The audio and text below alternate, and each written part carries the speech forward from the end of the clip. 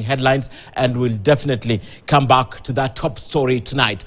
President-elect William Ruto today also met all elected members of parliament and governors under the Kenya Kwanza umbrella at the first meeting geared towards giving direction on legislative agenda for his alliance. Now, the meeting, which was also included 10 independently elected members of parliament, sought to familiarize members with key priority areas of the Kenya Kwanza administration after his swearing in. And as Murimi Mwangi reports, Ruto and Deputy President-elect Rigathi Gachagua used that meeting to hit back at some members of the outgoing President Uhuru Kenyatta's administration of alleged continued harassment even after their victory. 2 days since electoral body IEBC's declaration of the August 9th presidential result, President-elect William Ruto and his deputy-elect Rigathi Gachagua convened the first caucus of all elected members of the National Assembly, women representatives, senators, governors, and their deputies under the Kenya Kwanza umbrella. The critical order of business being a breakdown of how he intends to implement the coalition campaign manifesto once sworn into office.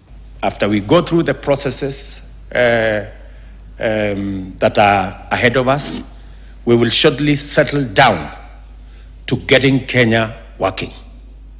And I want to ask each and every one of you, as I do ask all leaders in Kenya, to join hands so that we can take the country forward. With the 13th parliament set to convene soon to elect speakers of the two houses and fill leadership slots, Ruto has begun the hunt for majority numbers in both houses. At the meeting, Ruto unveiled members elected from fringe political parties that had since decamped to his coalition, as well as 10 independent elected members of parliament. And Ruto says he means business. We are going to have a discussion so that we can adjust and amend the standing orders to make it possible for cabinet secretaries to get to the floor of the House and answer questions and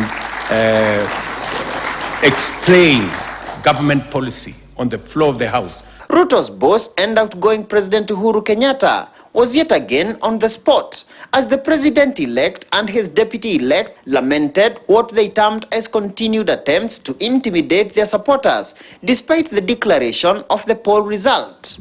From the DCI, EACC, county commissioners, deputy county commissioners, chiefs, assistant chiefs. Yeah? I mean, we can't even believe it. I think this is a historic election where what had been mobilized has been brought to nothing. Can you imagine that somebody actually reached the chairman of IEBC and punched him?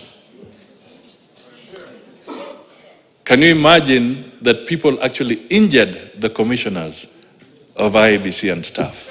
What we're asking is that for the remaining few days, these people should not tire us. I'm not even thinking about them, of what they are trying to do. Because there has come a time when Israel must go. And the final word from Moses to Pharaoh was that let our people go. Public service will be professional, and I expect that the public service will serve Kenyans equally, without any preference to tribe, communities, or any preference to political affiliations. With the likely petition now the only final hurdle to State House, Ruto begins crafting his government in earnest as his legal team prepares for the Supreme Court showdown. Murimi Mwangi, KTN News in Karen.